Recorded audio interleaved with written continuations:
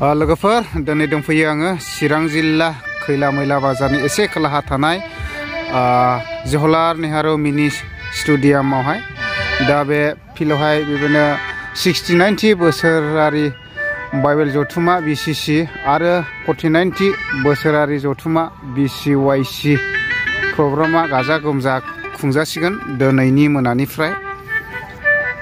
दा नै नायदो गेटखौ बेबायदि बानायबाय आरो दा मावगासिनो दङ दाबो नै बेहाय मावनायाव बेस्थ'थार नामा मा फबखो वेर फबगासिनो दं नै माने सिंजों लाङाब्ला सर्ट जाजानो गिनांगौ नालाय हा सिंजों दा बिदि आरो नै बेयावहाय बेफोरबायदि डेक'रेसन खालामबाय देग्लाय सिम्पोल बानायदों आरो ना नै फिसा फिसा माउन्टेन आरो हाजोफोर बेफोरबायदि बानायबाय आरो टाइमनि आंखाल मावगासिनो दं दासिमबो ब्रादारमोना मावगासिनो दङ लाइटिं होगासिनो मावना हो लाइट होजोबगोन नामा बाव लाइट होजोबगोन बिदिल' दा बिदि आरो नै बेयाव फिरफिला बिरहोगोन ने बेखौहाय गाबोनहायसो बिरहोगोन ओमफ्राय नै पेन्देलाखौ बेबायदि बानायबाय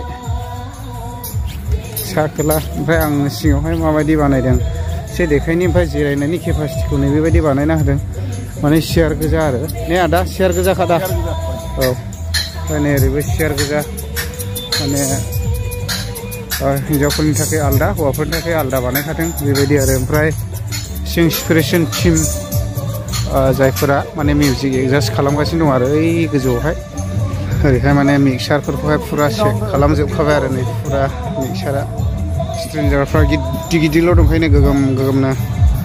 नैबे बुस्थुआबो इम्परटेन्टथार दै मानो होनना बुङोब्ला गोजानावहाय बे नङाब्लानो जाया बे थाथारखानांगौ गोजानावहाय खोनानायनि थाखाय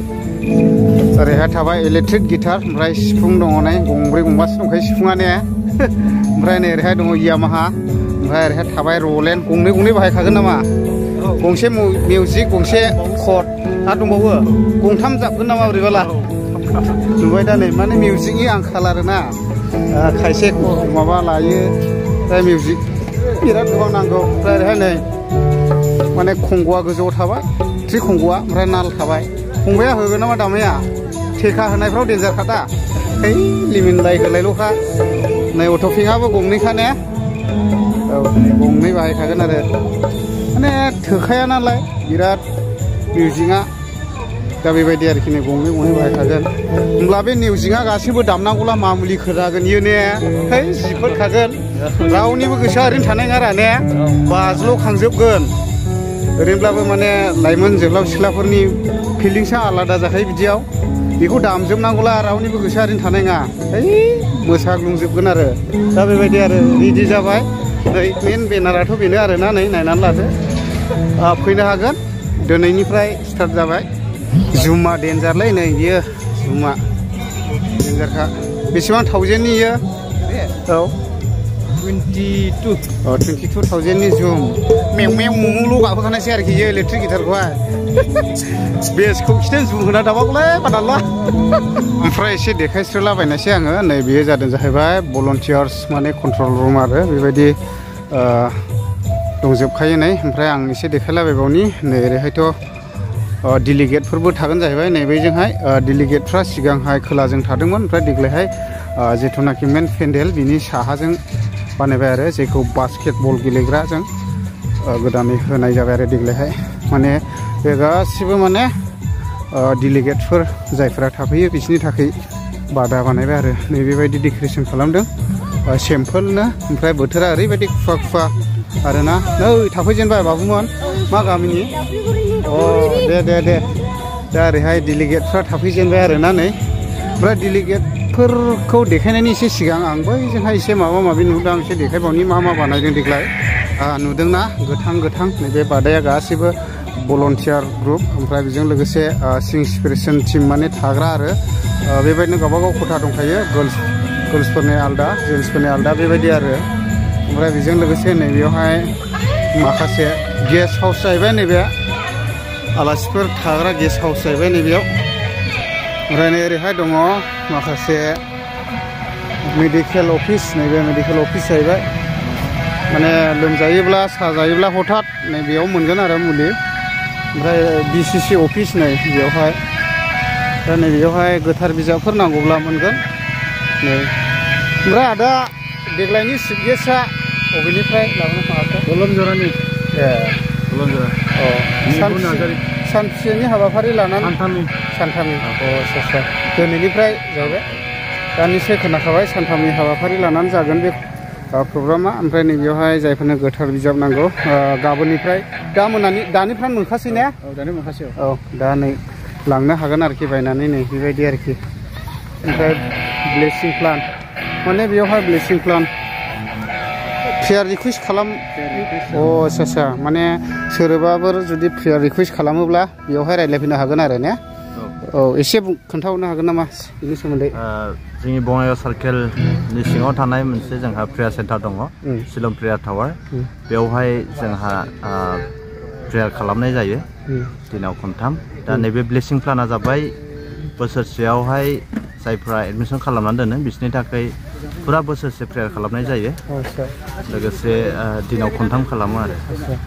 दा जिखिया समयसानि थाखाय प्रेयार रिकुवेस्ट खालामो स्पेशली बेवहाय जोंहा माखासे केटागरि दोनदों बे जाबाय फेमिलि ब्लेसिं प्लान न'खरनि थाखाय आरो ओमफ्राय यां जोहोलावफोरनि थाखाय चिल्ड्रेन गथ'फोरनि थाखाय आरो जायफ्रा बैसोआव आवगायलांनाय आरो साख्रि बाख्रि नागिरग्राफोरनि थाखाय बेबायदि ब्लेसिं प्लान दङ आरो दानिसो खोनाबाय दा जगाजग लाफैनो हागोन आरोखि नैबेयावनोखा दा गोजोननाय थाबाय रादाबनि सिबिखिनि कमिटिनि थाखाय ओरै थाबाय नै BCYC अफिस बेबायदि आरो नै ओमफ्राय नैरैहाय बेस भलन्टियारफोरनि ना मा नायलाय डेलिगेटफ्रा बेस गानजोबनांगौ ने डेलिगेटबो भलन्टियार अफिस बियारार दंजोबो गासिबो दानिसो खोनाखाबाय नै दा नै दा नोंथांमोना नुदोंना नै बे गासैबो बेसफोरखौहाय राननानै होजोबनाय जागोन आरो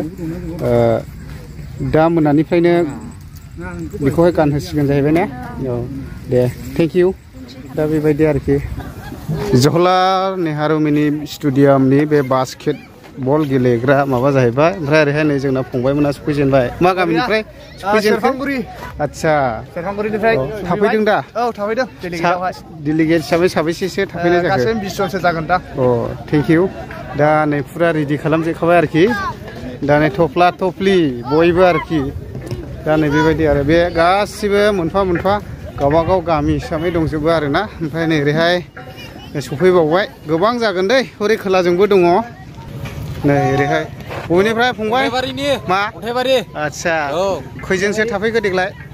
जानोलै साननांगौसो मानसिफोरनो हिसाब मोनथ'वाखै दा फुरा रेडि खालामबाय गाबोन बेलाबावगोन दे दा बेबायदि आरोखि नै ओरैहाय नै थाबाय गोदान बानायगासिनो दङ लाबोखादों नै बायना लाबोखादों आदामोने माइला आसाम ट्रेक्टर अमा गुफुरल'खा बरिया मा गामिया दा सुबाइजारनि आচ্ছা सुबाइजार खैजोनसो थाफैखो 38 जन गुड रेनाय ओइ नानि बा हाथाय गयोहाय इदिखौ सोबला नै ओरैहाय माथो बिराद मोजां ना मोनदोंलै मादै आखानि ना फिसा आलु जहलजों संनो जहलजों जानो आচ্ছা बरिया बियो दुन्दियाल' मुथाब्रैसो गारसनदो बरिया दा रेडि जाजोब्बाय आरो नै गोबां थाफैलादों थाफैबाय आदा मा गामिनिफ्राय आं मिदिनिफुर खैजोनसो थाफैखो 50 जन जागोन गुड ओरै फैगासिनो दंबावो नै दा बेबायदि आरोखि नै ओरैहाय फुरा थाजोबगोन बरथिक जाजोबगोन आरो दा बयबो बाहागो लाफैदो ओमफ्राय नै ओरैबो बानायगासिनो दङ नै माने कमप्लिट जाथ'वाखै ओमफ्राय बागि बबेनिफ्राय खोन्थाबावदो जोङो दा दारिमुरि दा आচ্ছা खैजोनसो थाफैखो दंलाबायलै दे सेंग्राफोर गोजा नामा इयावलाय दा ओरै सफैबावबाय नै दा गोबांथार फैगासिनो दं आरोना दासो नै दिखियाजुलिनिफ्रायबो फैबाय ओइ ब्रादार दिखियाजुलिनिफ्राय माजों फैया ट्रेनजों फैदों दे ओमफ्राय मोजां दा खबर सबर दे खैजोनसो फैदों 15 जनसो दे थेंक इउ सफैबाय आदा नै दे आं एसे बेरायनि ओरैहाय 15 जनसो सफैबावबाय आरो दिखियाजुलिनिफ्रायबो दा बिदि आरो माने बयबो फैलागासिनो दङ ओरैबो फैगासिनो दंबावो नै बेटारा मा गामिनिफ्रायलै सेंग्राफोर माथो बुंबोजोबखादोंलै मानसिफ्रा नैबेयावहाय दखान जागोन गरम गरम बुस्थु मोनजागोन आरोना गोथाव गोथावनो नै बाजैमोननि दखान नै मा मोनजायोलै बाजै आदसा फैनानै जाफैनो हागोन औ दा मोनजागोन आरो बेफोरबायदि ओमफ्राय नै बैयावबो दखान दङ नै बेबायदि आरो ओरैबो दखान दंखायो नै बायनानै जाफैनो हागोन नै बेयावबो नै नैसोबाव दखाना मा मोनजायो दा ओंखामबो बायनानै जानो हागोन आरो हाब बरिया दं नै बेदरबो दं हाब बेदरबो दं ओंखाम माइब्राबो दं बरिया मोनजागोन नै बेयाव दा बिदि आरो ओमफ्राय नै बैजोंहाय डेलिगेटफोर दंबावो हनै बैजोंहाय आं देखायबाय थाला दे बिराद गोबाङैनो दङ ओरैबो बे बिराद गिदिर फिल्ड बियो माने बेवहायबो फुरा बरथिक डेलिगेटफोर थाफैबाय आरो प्रग्रामाथ' नैबेयावनो जादों जाहैबाय नैबेयावनो जाबाय ओमफ्राय नैबेयावहाय बेबायदि डेक'रेसन खालामनानै दोनदों ओमफ्राय बेजों लोगोसे नैबेयावहाय मोनसे दंग' दङ एबा जाम्फै दा देग्लायनि बोसोराव बेबायदि औवानि हिंगिं ब्रिज खालामनानै होबाय आरो नै जाहाथे थांलाय फैलायाव सुबिदा जायो मोननै लाइनखा बेजों मोनसे ओरैहाय मोनसे आरो दा बिदि आरो नाबो दं दै जायफोरा खांख्राइ साम'फोर खनना जाफैनो गोसोब्ला दं बे दैयाव ओमफ्राय नै बिदि आरो ओमफ्राय नै बेफोरो दखान जागोन ओमफ्राय जायफोरा बेक्तिगथा बायनानै जानो गोसो बेफोरबायदि हांनाय मानाय मोनजाजोबगोन आरो फेसिलिटिया दंजोबखायो नै बेयावहाय एसे हांजेनखाबायानो नै नुबाय दा नै हांनायनि केपासिटिया बेबायदि खालामखाबाय दा बेवहाय मोनजाजोबगोन आरो ओमफ्राय ओरैबो थाबाय नै मोनसे बिदि आरो नै ओरैबो दङ बेजोंबो फुरा मोनगोन ओंखाम थोंखाम मोनजाजोबगोन खुनु टेनसन गैया गुलाबल' थानांगौ आरो होमब्लानो जाजोबो ओंखामबो मोनजागोन नामा बेयावलाय ए दे ओंखामबो मोनजागोन नै बेयावहाय मा बेदर खाजिबो मोनो नै बिदि आरो फुरा दावदैयै मायै ओंखाम माइब्रा बेदर खाजि फुरा निस्सय खोनाखाबाय बिराद मोजां ओंखाम माइब्रा नै बेयावहाय दंजोबगोन दां ने मा मोनजागोन बेयाव लिरनाय थागोन दा ए माबा माबिसो नुबाय आं बेना माबा नै ओरैहाय इमारजेन्सि हेल्प लाइन नोलै आंबो फरायबाय थानो टाइम गैले बिदि आरो नै ओरैहाय